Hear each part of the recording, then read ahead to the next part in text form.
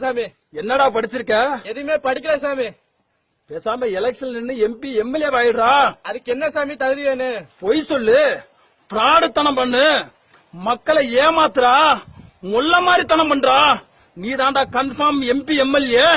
டேய், நம்ம நாட்டை காக்குற 24 மணி நேரமும் காக்குற நம்ம ராணுவ வீரனுக்கும் போலீஸுக்கும் சம்பளம் கம்மி தான்டா.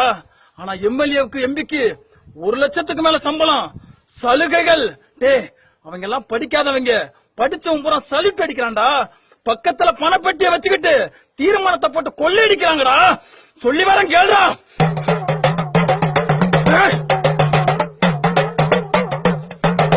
ஜிஎஸ்டி வந்தாச்சுடா, உங்க வாயில மண்ணாச்சுடா. கடலை மிட்டாய்க்கு வரிய ஏத்தி புட்டேன், காருக்கு வரியத்தான் குறைச்சு புட்டேன். மோடி வித்தா காட்டுறாண்டா, மோதல உருவாக்கி பாக்குறாண்டா. கம்ப்யூட்டர் மயம்னு சொல்லுறாண்டா, உன்னை கரடி துடிக்குத்தான் வைக்கிறாண்டா. சின்னம்மா பெரியம்மா பொன்னம்மா, இங்க சீரழிஞ்சு நிக்கிறது நாரம்மா. இபிஎஸ் ஓபிஎஸ் சாபிஎஸ், இனி ஏமாந்து போனா நீ வேஸ்ட். கதிராமங்கலம் போய் பாருடா, அங்க கதிருகிற மக்களின் செய்தி கேளடா. உனக்கு இதே கதி வரும் பாரடா.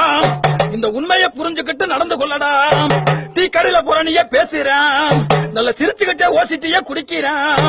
நல்லது செஞ்சா கெடுக்கிறேன், சில நாலு பய ஊருக்குள்ள இருக்கிறேன்.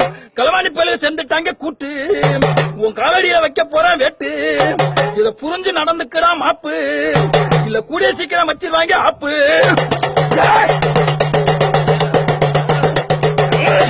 காவல்துறை குல தெய்வமடா, அதுல 2 களவாணி இருக்குதடா. தெரியாம செய்யறவன் நோயாளி, தெரிஞ்ச செய்யறவன் மனநோயாளி.